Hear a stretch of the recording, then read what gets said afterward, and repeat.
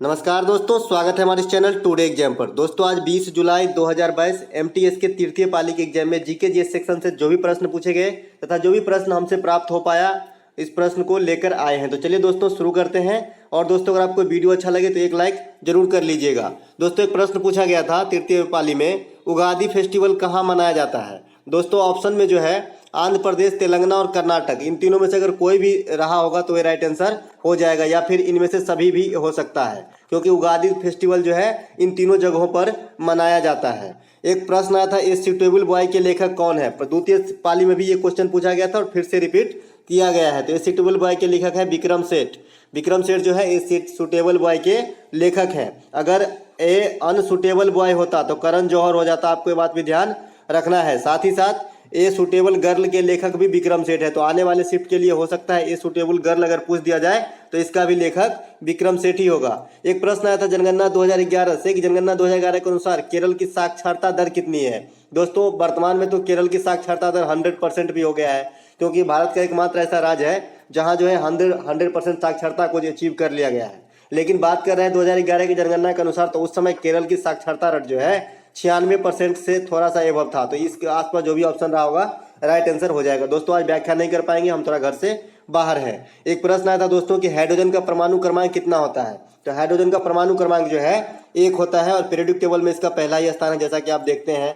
साथ ही साथ हाइड्रोजन के कितने समस्थानिक होते हैं, तो 3 समस्थानिक होते हैं। कौन कौन सा, मतलब ट्रिटियम, प्रोटियम और ये ट्रिटियम। तो ये जो है 3 समस्थानिक होते हैं हाइड्रोजन के। और हाइड्रोजन के खोजकर्ता कौन थे, तो कैवेंडिश थे। कौन, कैवेंडिश जो है हाइड्रोजन के खोज करता है। तो आपको इतना बात ध्यान रखना है। साथ ही साथ हाइड्रोजन जो है कैसी गैस है, तो ज्वलनशील गैस होती है। संकेत क्या होता है, H होता है। तो आपको ये बात ध्यान रखना है।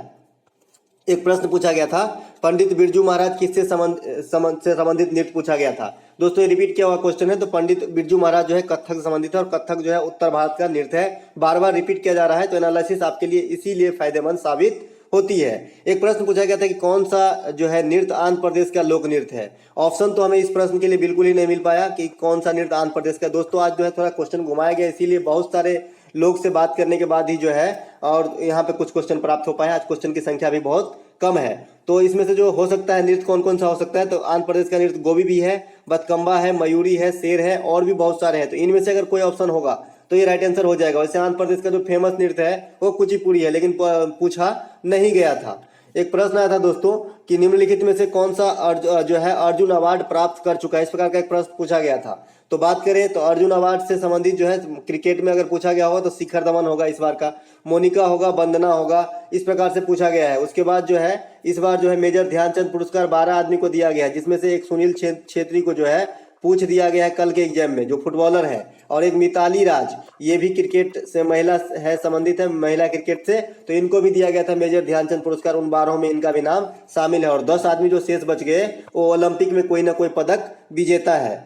एक प्रश्न आया था कि तमिलनाडु में कौन सा त्यौहार मनाया जाता है। दोस्तों हर दिन रिपीट करते हैं तमिलनाडु का सब त्यौहार। तो तमिलनाडु में जो त्यौहार मनाते हैं पोंगल है, जलीकट्टू है, थाई पूसम है। 3 में से कोई एक ऑप्शन रह सकता है और यही राइट आंसर हो जाएगा। एक प्रश्न आया था कि आगरा का ताजमहल किसने बनवाया। सिंपल सा पूछा गया था, रिपीट किया हुआ क्वेश्चन है। तो आगरा का ताजमहल जो है शाहजहां के द्वारा बनाया गया था। वहीं पे मैंने बताया कि शाहजहां को जो है मुगल वंश का स्थापत्य कला का स्वर्ण युग कहा जाता है। उसके बाद जो है एक प्रश्न आया था कि वर्ष 2021 का अम्बेडकर अवार्ड किसे दिया गया। दोस्तों वर्ष 2021 का अम्बेडकर अवार्ड जो है हरसाली मेहता को दिया गया, जिसे आप बजरंगी भाईजान में छोटी मुन्नी जो है उसी को ये अवार्ड दिया गया है, हरसाली मेहता को। तो आपको ये भी ध्यान रखना है। एक प्रश्न आया था कि पुस्तक गुलामगिरी के लेखक कौन है।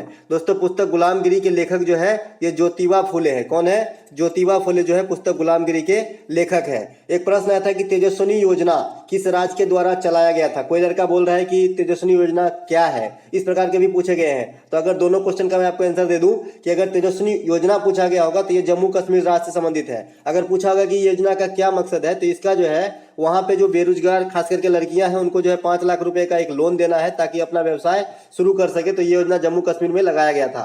एक प्रश्न आया था दोस्तों कि निम्नलिखित में से कौन सा एक मौलिक अधिकार के अंदर वर्णित नहीं है। दोस्तों मौलिक अधिकार तो पूरा हम आपको बता चुके हैं और ये बता चुके हैं कि वर्तमान में जो है 6 ही मौलिक अधिकार है और 7वां मौलिक अधिकार जो संपत्ति का अधिकार था इसे हटा दिया गया है और इसे जो है अब विधिक अधिकार बना दिया गया है और आर्टिकल 300 के क में रखा है। तो यही राइट आंसर था, संपत्ति का अधिकार कोई मौलिक अधिकार नहीं है। बात करें संपत्ति के अधिकार को कब हटाया गया मौलिक अधिकार से, तो 44वां संविधान संशोधन 1978 के द्वारा। वर्तमान में मौलिक अधिकार कितने हैं? 6 है। किस देश के संविधान से लिया गया? अमेरिका के संविधान से। कितने भाग में रखा गया? भाग 3 में रखा गया है। आर्टिकल कहां से कहां तक कवर करते हैं? 12 से 35 कवर करते हैं। तो आपको ये देख लेना है, पीडीएफ भी मिल जाएगा टेलीग्राम चैनल पे, पुराना पीडीएफ भी पड़ा है, इसके पूरा डिस्क्रिप्शन का आप देख लीजिएगा। एक प्रश्न आया था आज के प्रथम शिफ्ट में ही, हम जब गांधी जी का चर्चा हो रहा था तो बता दिए थे कि गांधी जी दक्षिण अफ्रीका कब गए और कब लौटे। तो आज पूछ दिया गया गांधी जी दक्षिण अफ्रीका से कब लौटे, तो ये लौटे 9 जनवरी 1915 को और प्रत्येक वर्ष 9 जनवरी को जो है भारतीय प्रवासी दिवस के रूप में मनाते हैं, जैसा कि आप जानते हैं।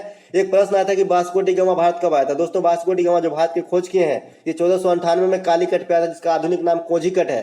बाद में Vasco D gamma second time भी भारत आया 1502 ईस्वी में। तो आपको ये बात ध्यान रखना है। एक प्रश्न आया था कि आईपीएल 2022 जो अभी लेटेस्ट वाली आईपीएल हुआ 15वीं, तो इसमें जो है मनीष पांडे किस टीम की तरफ से खेल रहे थे। हालांकि इस सीजन में इसका बिल्कुल फॉर्म नहीं रहा, तो इसीलिए कम पॉपुलर हुए, इसीलिए पूछा गया। तो आईपीएल 2020 में मनीष पांडे जो है लखनऊ सुपर जॉयंट की तरफ से खेल रहे थे।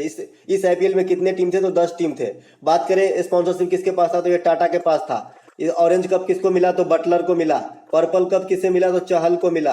तो ये सब आपको ध्यान रखना है। विजेता कौन रहे? तो गुजरात। उप विजेता कौन रहे? तो राजस्थान। तो ये सब बातें आपको ध्यान रखना है। एक प्रश्न आया था कि बनिहाल दर्रा कहाँ स्थित है, तो जम्मू कश्मीर में स्थित है। लुसेंट का हुआ उठा के क्वेश्चन पूछा गया है। वहीं जवाहर सुरंग भी जम्मू कश्मीर में है। साथ ही साथ नागिन झील जो भी नाग वाला झील है, सांप से नाम संबंधित, वो सब झील भी जम्मू कश्मीर में है। आपको ये बात याद रखना है। दोस्तों आज थोड़ा कम प्रश्न प्राप्त हो पाए, जैसे कि मैंने आपको पहले बताया। अभी भी कुछ प्रश्न प्राप्त होगा तो जो कंबाइंड वाली वीडियो आएगा उसमें हम इंक्लूड कर देंगे। तब तक के लिए जय हिंद।